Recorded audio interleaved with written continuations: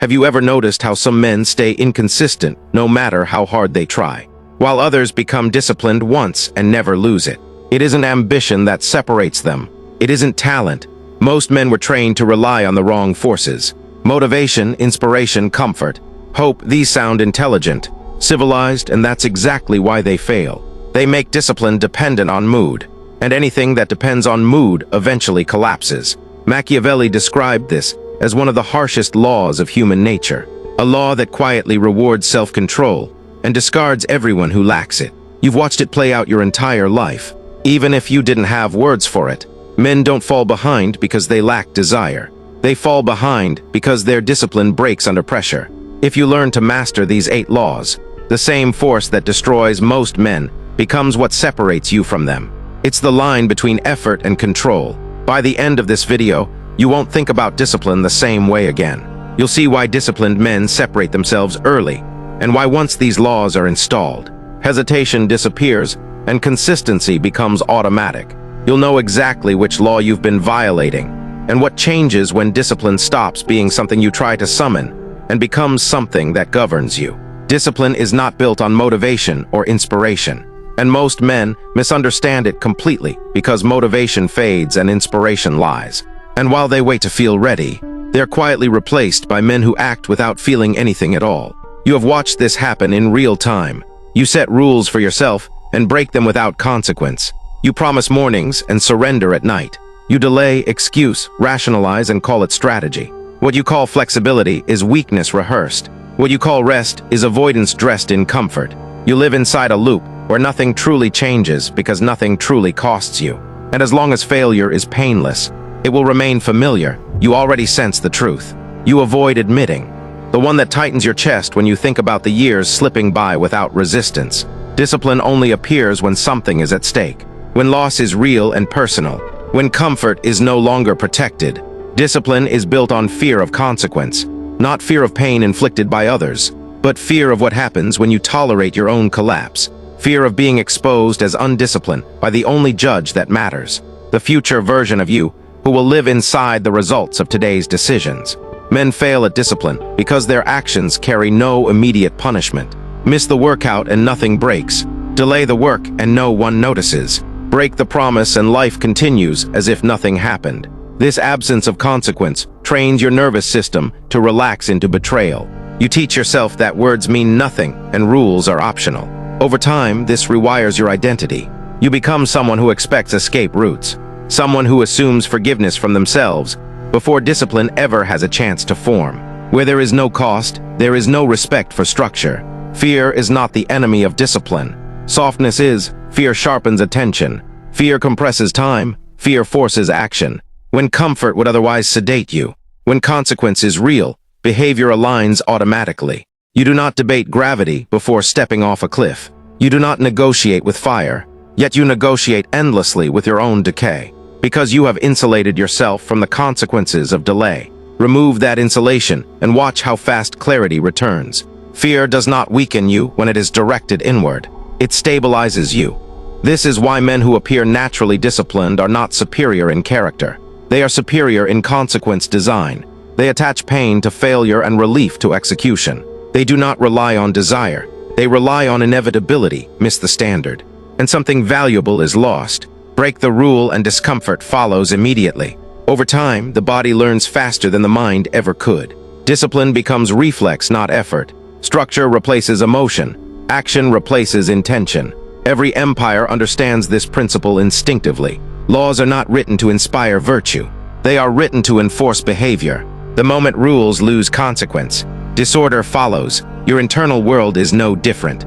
If you violate your own standards and nothing happens, your mind learns that you are not to be taken seriously. It stops responding to commands issued in moments of ambition. Your goals become decorative. Your routines become symbolic. You live in a state of permanent negotiation because no line is ever final. You are not undisciplined because you lack strength. You are undisciplined because you have protected yourself from consequence. You have made failure safe. You have made delay survivable. You have made weakness negotiable. The moment you reverse that, the moment failure costs you something you care about, behavior will reorganize without negotiation. The question is not whether fear works. The question is what you are willing to put at risk to force yourself to obey. Every collapse begins with a conversation you should never have. A quiet debate inside your head where discipline is put on trial, and comfort argues its case like a seasoned lawyer. You know this voice intimately. It waits for fatigue, for doubt. For boredom, it does not attack directly. It negotiates just this once. Just today, adjust the standard. Lower the cost, delay the action. And each time you listen, something subtle happens.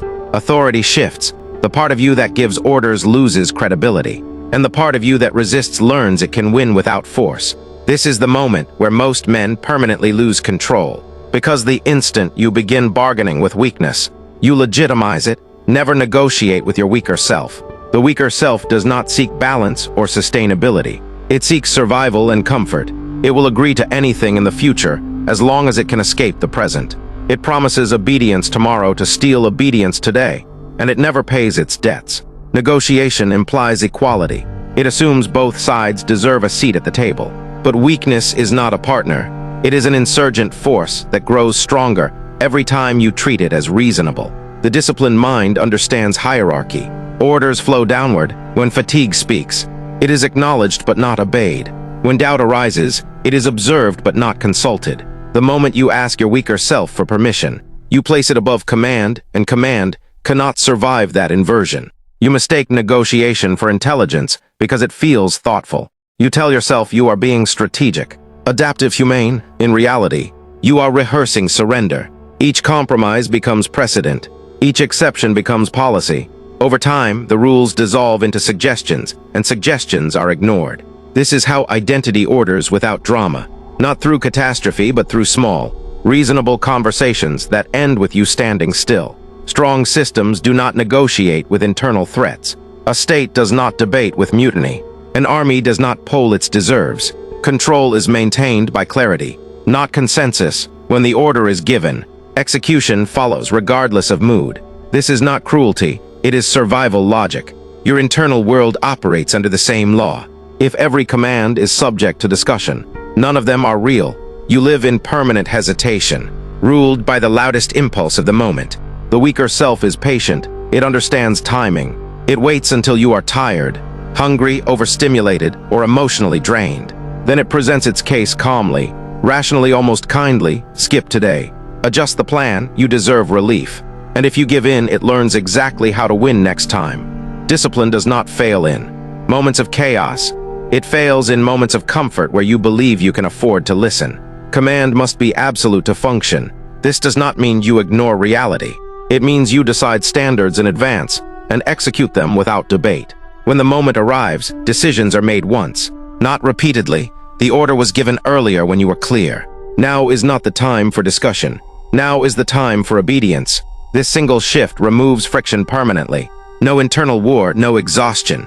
Just action. Every time you refuse to negotiate, authority consolidates. The weaker voice still appears, but it loses influence. It learns it is irrelevant. Over time it quiets, not because it is defeated, but because it is ignored. Control is restored, not through force but through consistency. The question that remains is simple and uncomfortable. When weakness speaks next time, will you treat it as an equal, or will you finally strip it of a voice? You were taught to believe discipline is an act of will, a daily battle of character, where the strong force themselves forward and the weak fall away. This belief is convenient, flattering even, because it allows failure to feel noble. You tell yourself you just didn't have enough willpower today, as if willpower were a muscle that betrayed you, not a story you cling to, but look closely at your life, and you will see the pattern. On days when structure exists, action follows effortlessly. On days when structure dissolves, you hesitate, drift, and decay. The problem was never strength. The problem was that you placed control in the most unreliable place possible. Willpower is emotional. It depends on mood, energy, sleep, hunger, stimulation, and belief. It fluctuates constantly. Systems do not. Systems operate regardless of how you feel. They do not ask if you are motivated. They do not care if you are tired. They move because they were designed to move. Systems beat willpower every time. The disciplined man does not wake up and decide who he will be today. He already decided, and the system executes on his behalf. Men fail because they rely on themselves in moments when they are least qualified to lead. You ask a tired mind to make long-term decisions. You ask a distracted body to resist comfort. You ask a stressed nervous system to choose pain over relief. This is not discipline. This is sabotage disguised as virtue. When you rely on willpower, you put the weakest version of yourself in charge at the exact moment authority matters most. Look at any environment where discipline appears effortless, and you will find invisible rails guiding behavior. Uniform schedules, fixed rituals, automatic consequences. There is no room for debate because there is no need for it. The system decides, the individual follows. This is why environments outperform intentions every time. Change the structure, and behavior changes without resistance. Remove the structure, and even strong intentions collapse into entropy. You think discipline should feel hard because you have been trained to associate effort with value. But true discipline feels cold, efficient, and unremarkable. There is no internal struggle because the decision was removed earlier. The system tells you where to be, what to do, and when to do it. There is no question of whether you feel like it. That question no longer exists. Freedom is not found in choice.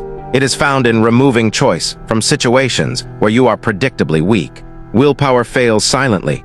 It exhausts you without visible damage, then disappears when you need it most. Systems fail loudly, which is why they are superior. When a system breaks, you notice immediately.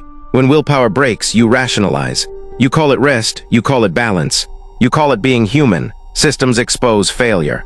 Willpower hides it, and what is hidden cannot be corrected. This is why men who claim to be disciplined, but lack systems are constantly tired. They are fighting themselves every day. They wake up already depleted because they know another internal negotiation is coming. Another moment where they must summon strength from nothing. Over time, this erodes identity. You stop trusting yourself because you know your obedience is conditional. You begin planning your life around your weaknesses instead of neutralizing them. A system does not inspire you. It traps you. It creates narrow corridors where only correct behavior fits. Miss the action and friction appears immediately. Follow the path and progress accumulates automatically. This is not rigidity, this is leverage. You are not becoming less human by doing this. You are acknowledging human limits and designing around them instead of pretending they don't exist. Men who master systems are not more disciplined in spirit. They are more honest about their flaws. They assume future weakness and prepare for it in advance. They do not trust motivation. They do not trust emotion. They trust architecture, and architecture once built enforces behavior long after the builder is tired, distracted, or afraid. If your discipline collapses the moment you are stressed, bored, or overstimulated, you do not need more willpower. You need fewer decisions. You need systems that close exits before temptation appears. Until then, every promise you make to yourself is provisional, dependent on mood, energy, and circumstance. And the question that should disturb you now is this. If your discipline depends on how you feel, what happens the day your feelings finally turn against you? You believe discipline should feel intense, that it should be fueled by emotion, anger, hunger, desire, or vision. You wait to feel driven before you act. And when that feeling fades, so does your consistency. This is why your discipline spikes briefly and then disappears. Emotion is volatile. It burns hot and dies fast. The mistake is thinking discipline is meant to feel meaningful in the moment. In reality, the more emotion you attach to action, the more fragile that action becomes. When emotion is absent, most men stop. When emotion is removed, the disciplined man continues. What you have not been told is that identity is not formed by passion, but by pattern. The mind believes what the body repeats. Repetition without emotion creates identity. This is the mechanism most men never touch. When you act without feeling, without hype, without internal drama, the action bypasses debate and writes itself directly into who you are. The behavior becomes neutral, then normal, then unquestioned. Identity follows repetition, not intention. Men fail here because they crave meaning while acting. They want to feel aligned, inspired, validated by the moment, but discipline does not care how you feel about it. The soldier does not require emotion to stand watch. The craftsman does not need passion to sharpen his tools. Repetition done coldly, almost mechanically, is what creates reliability. Emotion introduces fluctuation. Fluctuation introduces inconsistency, and inconsistency prevents identity from ever solidifying. Look closely at what you call your habits. They are fragile because they depend on mood. When you feel strong, you act. When you feel weak, you pause. This teaches your mind that action is optional and conditional. Over time, the behavior never becomes automatic. It always requires effort, always requires motivation, always requires a reason. And anything that requires a reason can be abandoned when a better excuse appears. Repetition without emotion removes choice. You do not ask yourself if today matters. You do not assess how you feel. You execute because that is what happens at that time. In that place, there is no story attached, no identity performance, no internal applause. Just action performed the same way every time. This neutrality is what allows behavior to sink beneath consciousness and become reflex. The moment action becomes reflex, discipline stops feeling like discipline and starts feeling like gravity. He is always watching, always learning, always guarding the citadel. The door to the cage is open. You have walked out. Don't walk back in just because you miss the company. Keep walking into the dark, into the deep. That is where the treasure is. If this opened your eyes, understand this is only what I can show publicly. There are videos I cannot upload for everyone. There are aspects of dark psychology that I simply cannot discuss publicly on YouTube without being censored or demonetized. The algorithm suppresses the most powerful information. Those exist behind the join button. If you're still here, you're not like the others. Subscribe if you haven't, but if you want what's hidden, click the join button and step into the architect level. You will unlock exclusive uncensored videos that dive into the deepest parts of the human psyche. Most won't, that's the point. Connect with new update comment below your thoughts.